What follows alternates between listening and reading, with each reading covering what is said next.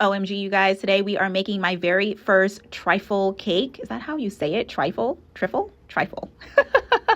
With vanilla cake and chocolate buttercream, both infused with none other than Hennessy. I am obsessed with this style of decorating. This was my first cake using an acetate color, and I already know it will not be my last.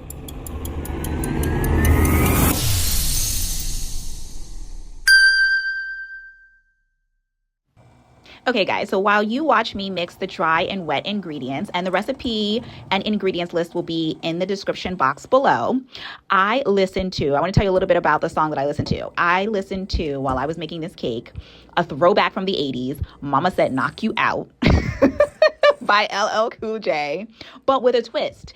And the twist was I listened to it at 432 hertz. So some people believe that 432 hertz can help create a calmer environment and support focus while working.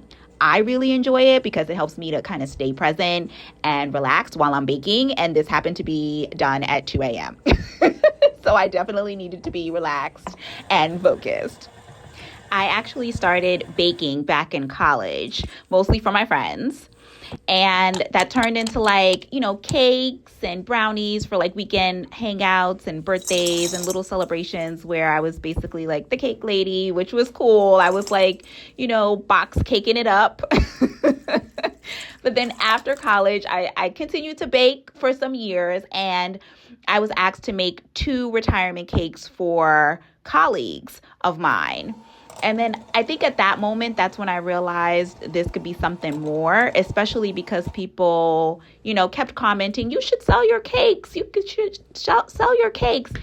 And when it's not your grandma telling you that, but it's actually people outside of your home giving you their honest opinions and it's positive, you start to kind of put more credence into it. So from baking for friends to baking for milestones, and now to building something really intentional and going from a home bakery where I pretty much put together the skills that I've gathered over time, and especially in this last year where I really poured a lot of time and effort and sweat and sleepless nights into building my skills. I'm now really, really excited that this cake represents a full circle moment for me. Especially this moment, because you see me putting the cake layers into the acetate color. This is the very first time I've tried this, and it was actually my first request using this type of design, so I was a little nervous. But I knew that it could be beautiful, and I knew that this was something I could do. So you see me adding the chocolate ganache after putting just a ring of chocolate buttercream and smoothing out the ganache. And I learned from watching a lot of folks on the social media platforms on how to keep your filling inside of your cake by just building that outer ring to hold your filling in. And mine happened, of course, to be the chocolate ganache. So I'm so thankful to all of the bakers and creators who show their work and their skills, because on top of me taking a couple of cake decorating classes here and there, and you guys have seen videos of that. If you haven't, go ahead and check them out because I've posted about it. But aside from doing those few cake courses, decorating courses, I've learned so much from social media creators who show their baking skills. OMG, I'm just so grateful to you all because you've saved a lot of decorating nightmares. So this ring of ganache that I'm right now piping out, something that I've watched other creators do, and I'm like, yeah, I could do that. Not only do you gain skills from watching others' content, but it also helps build your confidence because a lot of folks also share what not to do so that you're not falling into the pitfalls. Yes, you're not doing that. And you get it right the first time. So, we newbies are very appreciative from those who are very experienced. So you see me putting the buttercream together in this layer. And one of the things that I did forget, and I remembered halfway along the way, was to tape the side of the acetate. So that was one thing when I watched other bakers do this.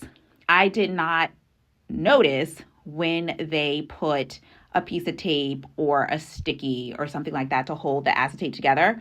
So I didn't think to do it initially, but you really do need it because that plastic flaps.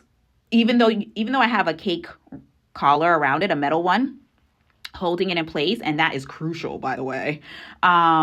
It's just, especially when it comes to smoothing it out, you needed that. And so I just went ahead and hurried up and put a piece of tape, and it held it in place, and it was sheer perfection from then on out. It really, really helped, and it allowed me to have more flexibility when I moved and smoothed out the top of the cake. Now, I didn't have to sweat too much to make the top of this cake perfectly smooth. Thank goodness, because I knew that I was going to go ahead and pipe. So I felt like it was fine for me to not go bananas and try to get it perfect, especially because it was 2 a.m. OMG. So I was really excited about my piping. I was like, yes, they came out looking decent. Each time I do it, I get better and better. And so I'm just really excited to see my progress. And I added some pearls, and then I went ahead and added the candies on top, the Ferrero Rochers. I think I'm saying that correctly. And then the bottle of Hennessy. So I didn't necessarily know how to do that because I haven't seen that at all. But the finished product came out wonderful. I just flipped that bottle over and put a little buttercream on the top of it and stuck it right in the cake, and it just anchored perfectly.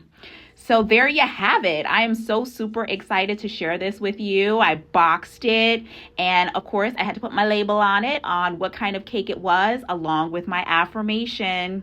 So thank you so much for hanging out with me. Tune in next time where I share with you some more stories and of course some tidbits that I do to make my cakes extra special.